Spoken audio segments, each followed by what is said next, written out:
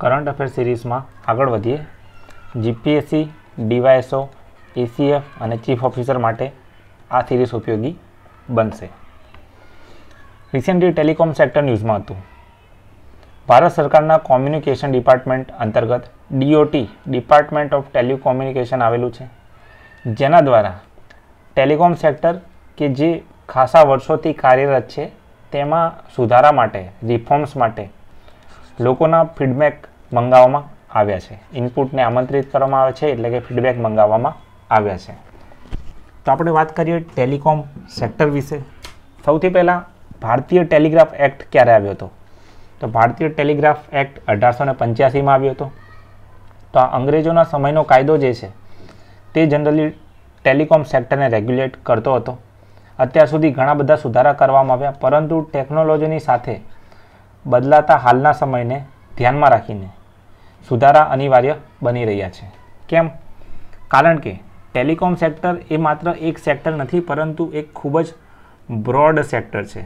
Example તરીકે infra, equipment, mobile virtual network operators, 5G spectrum, telephone service provider અને broadband, આ બધા જ સબ સેક્ટર જે છે તે ટેલિકોમ અંતર્ગત સમાવેશ પામે છે. ઇવન ઇન્ડિયાનું ટેલિકોમ સેક્ટર એટલું મોટું જાયન્ટ છે કે તેનો ઉપયોગ 1.17 બિલિયન લોકો કરે છે, જેની સાથે ટેલિકોમ ઇન્ડસ્ટ્રીમાં વિશ્વની અંદર ભારત બીજા ક્રમે છે અને ચાઇના જે છે તે પ્રથમ ક્રમાંકે છે. વાત કરીએ ફોરેન ડાયરેક્ટ ઇન્વેસ્ટમેન્ટના ઇનફ્લો વિશે, તો એફડીઆઈ ઇનફ્લો બાબતે ભારત જે છે ત્રીજું સૌથી મોટું ક્ષેત્ર છે અને દેશના જીડીપીમાં 7% યોગદાન આપે છે. અને ટેલિકોમ સેક્ટરમાં રિસેન્ટલી એફડીઆઈને ચેન્જીસ કરી દેવામાં આવ્યા છે. જે એફડીઆઈની લિમિટ હતી તે 74%થી વધારીને 100% કરી દેવામાં આવેલ છે.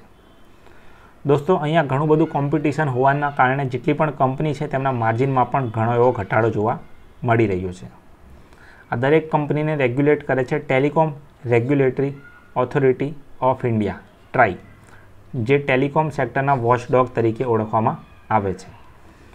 દોસ્તો, SEBI સેબીને સ્ટોક માર્કેટના વોચડોગ તરીકે ઓળખવામાં આવે છે, જ્યારે ટ્રાઈ જે છે તેને ટેલિકોમના વોચડોગ તરીકે ઓળખવામાં આવે છે.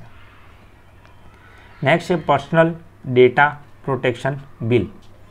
રિસેન્ટલી સંસદમાંથી આ બિલને પાછું ખેંચી લેવામાં આવ્યું. કેમ? કારણ કે જોઈન્ટ પાર્લામેન્ટરી કમિટી JPC એટલે કે સંયુક્ત સમિતિ દ્વારા તેની અંદર 80 કરતાં વધારે સુધારાઓનું સજેશન કરવામાં આવ્યું હતું અને ઇવન ગવર્મેન્ટ દ્વારા પણ કીધું કે અમે એક નવા લીગલ ફ્રેમવર્ક સાથે નવેસરથી આ બિલને ફરીથી રજૂ કરી દઈશું. એટલે હાલ માટે આ બિલને પાછું ખેંચી લેવામાં આવ્યું છે. ઇવન આ બિલનો વિરોધ ફેસબુક અને ગૂગલ જેવી મોટી ટેક જાયન્ટ કંપની દ્વારા પણ કરવામાં આવ્યો હતો. દોસ્તો, અગત્યની વાત એ છે કે વર્ષ 2019માં BN કૃષ્ણા સમિતિ દ્વારા ડેટા લોકલાઇઝેશનની ભલામણ કરવામાં આવી હતી. ડેટા લોકલાઇઝેશન શું છે? તો ડેટા જે છે તેને ક્રોસ બોર્ડર ફ્લો ન થવા દેવો. જેમ કે માની લો કે ઇન્ડિયા જે છે, ઇન્ડિયાની અંદર રહેતા વ્યક્તિનો જે કંઈ પણ ડેટા છે તે ઇન્ડિયામાં રહેલા સર્વરની અંદર જ સ્ટોર થાય અને ત્યાંના લોકલ ઓથોરિટી દ્વારા, એટલે કે કોઈ પણ ઇન્વેસ્ટિગેશન એજન્સી દ્વારા તે એક્સેસ કરવું, તેને કહેવાય છે ડેટા લોકલાઇઝેશન. પરંતુ અત્યારે હાલમાં ક્રોસ બોર્ડર ફ્લો થાય છે, એટલે કે સંપૂર્ણ ડેટા ફેસબુક અને ગૂગલ જોડે છે અને તે કોઈપણ ડેટા કોઈપણ ઇન્વેસ્ટિગેશન એજન્સીને આપતી નથી, અંડર સ્પેસિફિક સર્કમસ્ટાન્સીસ. નેક્સ્ટ છે બાળકની અટક નક્કી કરવાનો અધિકાર. રિસેન્ટલી સુપ્રીમ કોર્ટે જજમેન્ટ આપી દીધું છે આંધ્રપ્રદેશ હાઈકોર્ટની એક જે અરજી હતી તેની સામે. તો આ જજમેન્ટ શું છે? જજમેન્ટ એ હતું કે જે પતિના મૃત્યુ પછી બાળકના એકમાત્ર પેરેન્ટ જે છે તે માતા જ છે અને માતા જોડે જ તેની અટક નક્કી કરવાનો અધિકાર રહેશે. 2014માં આંધ્રપ્રદેશ હાઈકોર્ટનો આ કેસ જે છે તેની અંદર એવું નક્કી કરવામાં આવ્યું હતું કે સરનેમ જે છે તે પિતાની જ રહેશે અને સ્ટેપ ફાધરને પણ મેન્શન કરવામાં આવ્યું હતું. તેના રિગાર્ડિંગ કેસ ચાલુ હતો, પરંતુ રિસેન્ટલી સુપ્રીમ કોર્ટે કીધું છે કે આ અધિકાર જે છે તે સિંગલ પેરેન્ટ અથવા તેમના ગાર્ડિયનને મળશે. આ ગાર્ડિયનની વાત પછી કરીએ. સૌથી પહેલાં વાત કરીએ સિંગલ પેરેન્ટ જે છે માત્ર માતા. તો બાળકની અટક નક્કી કરવાનો અધિકાર અત્યાર સુધી માત્ર ને માત્ર પિતા પાસે જ હતો, જેને કહીએ છીએ આપણે પેટ્રિયાર્કી. હવે આને કહીશું આપણે મેટ્રિયાર્કી. દોસ્તો અલગ અલગ એક્ટની વાત કરી દઈએ તો Hindu minority guardianship act 1956, guardian and wards act 1890 અને મુસ્લિમ પર્સનલ લો. આ તમામ એક્ટ જે છે તે મુખ્યત્વે કોઈ પણ કેસીસ હોય તેમાં પિતાને જ સર્વોપરી માને છે, પિતાને જ પ્રધાનતા આપે છે. પરંતુ આ જજમેન્ટ બાદ હવે માતાને પણ સમાન અધિકાર મળી રહેશે. આ ઉપરાંત ભારત દ્વારા UNCRC એટલે કે કન્વેન્શન ઓન ચાઇલ્ડ રાઇટ પર હસ્તાક્ષર કરી દેવામાં આવે છે. ભારત જે છે તેનો સિગ્નેટરી છે. ભારત સરકાર દ્વારા વર્ષ 2015માં juvenile justice care and protection children act રજૂ કરવામાં આવ્યો હતો. Gita Hariharan case versus reserve bank of ઇન્ડિયાવાળા કેસમાં પણ સુપ્રીમ કોર્ટ દ્વારા સેમ વસ્તુ મેન્શન કરવામાં આવી હતી કે સંપૂર્ણ અધિકાર જે છે તેમના સિંગલ પેરેન્ટ અથવા ગાર્ડિયન જોડે રહેશે. દોસ્તો આ ગાર્ડિયનનો કોન્સેપ્ટ શું છે? તો બાળક જે છે તેમના પેરેન્ટ્સને જ્યારે ગુમાવી દે છે ત્યારે તે કોઈ એક ભરોસાપાત્ર વ્યક્તિને સિલેક્ટ કરી શકે છે, જે તેમના ફેમિલી મેમ્બર પણ હોઈ શકે છે અથવા અન્ય કોઈ વ્યક્તિ પણ હોઈ શકે છે. આ જે ગાર્ડિયન નોમિનેટ કરવામાં આવે છે અથવા જેમને પસંદ કરવામાં આવે છે તે પણ તેની સંપત્તિના ભાગીદાર બની જાય છે, જેને કહેવામાં આવે છે ગાર્ડિયન. નેક્સ્ટ છે ફિઝિકલ ઓટોનોમી, મહિલાઓને શારીરિક સ્વાયત્તા. દોસ્તો medical termination of pregnancy act જે છે તે અંતર્ગત સુપ્રીમ કોર્ટે બીજો અગત્યનો ચુકાદો આપ્યો છે. તેમાં એવું કીધું છે કે જે અનમેરિડ મહિલાઓ છે તેમને શારીરિક સ્વાયત્તા જે છે આ એક્ટ અંતર્ગત આપવી જરૂરી છે.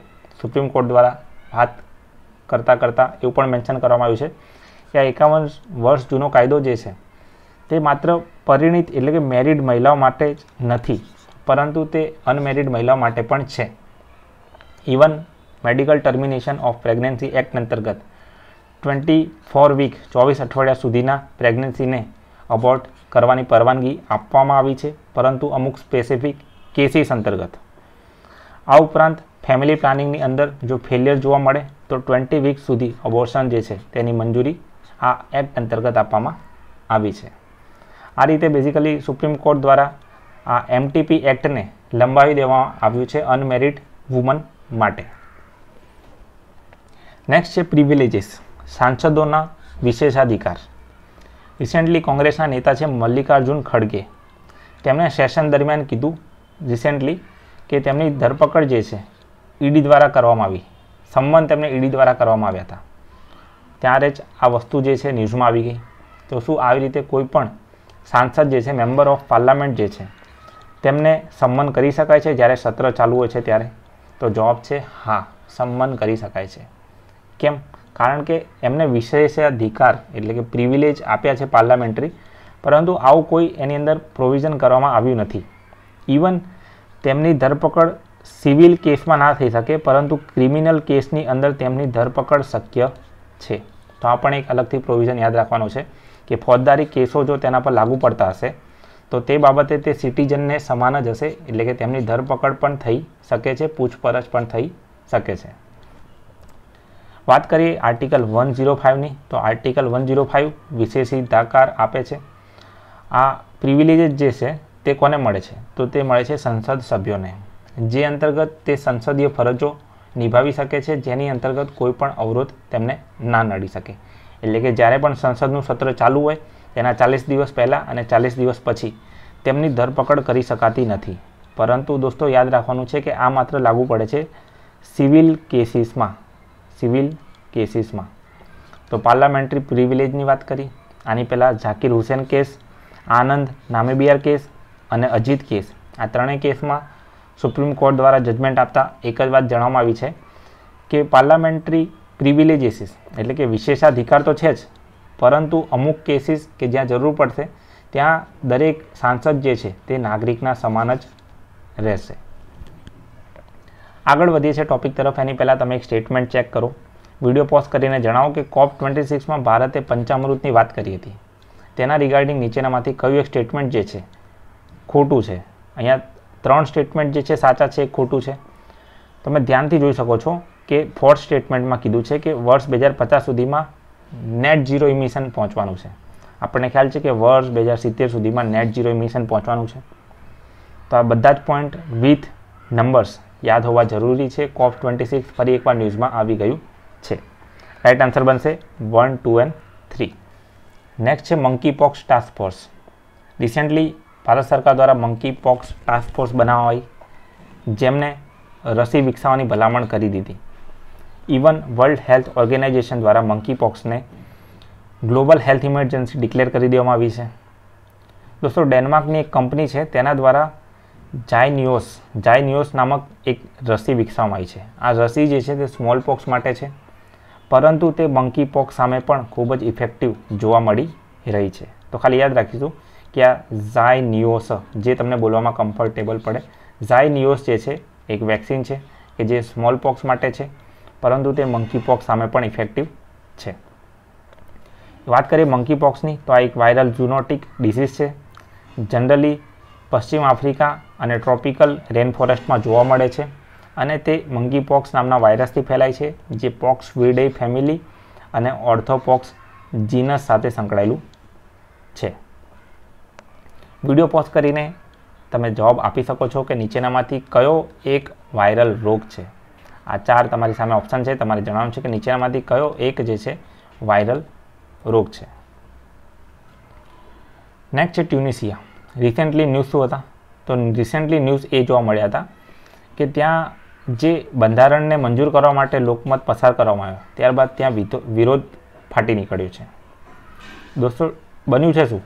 અત્યાર સુધી જે ડેમોક્રેસી સિસ્ટમ ટ્યુનિશિયામાં ડેવલપ થયું છે, તેને હવે ખતમ કરીને સરમુખત્યારશાહી ડેવલપ કરવામાં આવશે. એટલે કે સંપૂર્ણ સત્તા જે છે તે માત્ર એક જ વ્યક્તિને આપી દેવામાં આવશે. પ્રેસિડેન્ટ જોડે બધી જ પાવર હશે. તો આ વસ્તુ જોઈને ત્યાંના લોકોએ ખૂબ જ વિરોધ કર્યો અને આ વિરોધ જે છે ટ્યુનિશિયામાં ખૂબ જ જોવા મળી રહ્યો છે. ઇવન થોડા સમયની વાત કરીએ તો કોવિડની અંદર પણ જે મૃત્યુદર હતો તે સૌથી વધુ ટ્યુનિશિયામાં જોવા મળ્યો હતો. તો એક્ઝામ પોઈન્ટ ઓફ વ્યૂથી કઈ વસ્તુ યાદ રાખવાની છે? તો સૌથી પહેલાં યાદ રાખવાનું છે કે વર્ષ 2010ની અંદર આરબ સ્પ્રિંગનો ઇવેન્ટ ક્યાંથી શરૂ થયો હતો? તો વર્ષ 2010માં આરબ સ્પ્રિંગનો ઇવેન્ટ જે છે તે શરૂ થયો હતો ટ્યુનિશિયાથી. આ ઇવેન્ટ શું હતો? તો સ્થાનિક લોકો દ્વારા સરકારનો વિરોધ કરવામાં આવ્યો, સરકાર બદલાઈ ગઈ અને ત્યાં લોકશાહીની સ્થાપના થઈ, એટલે કે ડેમોક્રેસીની. હવે તમે જોઈ શકો છો અહીંયા ફરીથી ઊંધું થઈ રહ્યું છે. આ આરબ સ્પ્રિંગ જે છે માત્ર ટ્યુનિશિયામાં નહોતું, ટ્યુનિશિયામાં તો માત્ર શરૂ થયું હતું. ટ્યુનિશિયા તમે મેપમાં અહીંયા જોઈ શકો છો, આર્યો પોર્શન છે ટ્યુનિશિયા. પછી તે આગળ જતાં લિબિયા, અલ્જેરિયા, મોરોક્કો અને આ તમામ કન્ટ્રીઝ સુધી પહોંચી ગયું. અમુક કન્ટ્રીઝની અંદર સરકાર બદલાઈ ગઈ, અમુક જગ્યાએ ખૂબ જ પ્રોટેસ્ટ જોવા મળ્યો, અમુક કન્ટ્રીની અંદર સોશિયલ મીડિયા પર પ્રોટેસ્ટ જોવા મળ્યો. તો આ બહુ જ મોટી ઇવેન્ટ જે છે 2010 અને 2011 સુધી ચાલી હતી, જેને કહેવાય છે આરબ સ્પ્રિંગ ઇવેન્ટ. તો અહીંયા તમે ઇમેજમાં જોઈ શકો છો, આ છે ટ્યુનિશિયા. એ પણ યાદ રાખો કે ટ્યુનિશિયાની અંદર જેબિલ નેશનલ પાર્ક આવેલો છે. મોડલ ટેનન્સી એક્ટ આપણે ડિસ્કસ કરી ચૂક્યા હતા, ફરી એકવાર ન્યૂઝમાં છે. રિસેન્ટલી વસ્તી ગણતરીના ડેટા મુજબ ભારતમાં 1 કરોડથી વધારે મકાનો ખાલી પડ્યા છે. કારણ કે જેટલા પણ મકાન માલિક છે અને ભાડુઆત છે, બંનેના મનની અંદર જે છે એક ફિયર છે. તો આ ફિયરને દૂર કરવા માટે મોડલ ટેનન્સી એક્ટ રજૂ કરવામાં આવ્યો છે, જે અંતર્ગત ભાડા કરાર, સિક્યોરિટી ડિપોઝિટ સહિત દરેક વસ્તુ જે છે એને રેગ્યુલેટ કરવામાં આવશે. તો મોડલ ટેનન્સી એક્ટની જોગવાઈઓ આપણે ડિસ્કસ કરી ચૂક્યા છીએ. ખાલી યાદ રાખવાનું છે કે ભાડા કરાર જે છે તે ફરજિયાત છે. સિક્યોરિટી ડિપોઝિટ રેસિડેન્શિયલ એરિયા હશે તો મેક્સિમમ 2 મહિના સુધીની લઈ શકાય, અને નોન રેસિડેન્શિયલ હશે તો 6 મહિના સુધીની સિક્યોરિટી ડિપોઝિટ કોઈપણ મકાન માલિક ભાડુઆત પાસેથી લઈ શકશે. તો દોસ્તો, વાત થઈ ગઈ કરંટ અફેરની. આ સિવાય જો તમે 1000 કરતાં વધારે PDF ડાઉનલોડ કરવા માંગો છો તો તેની લિંક તમને નીચે ડિસ્ક્રિપ્શન અને કમેન્ટ સેક્શનમાં મળી રહેશે. ગુજરાત પાક્ષિકના અંક 14 અને 15નો વિડીયો પણ ઓલરેડી અપલોડ થઈ ગયો છે. તો ગુજરાત કરંટ અફેરનો તમે સમાવેશ અહીંથી કરી શકો છો. આ ઉપરાંત વિડીયો કેવો લાગ્યો જરૂરથી જણાવો અને વિડીયોને લાઇક કરો, ચેનલને સબસ્ક્રાઈબ કરો.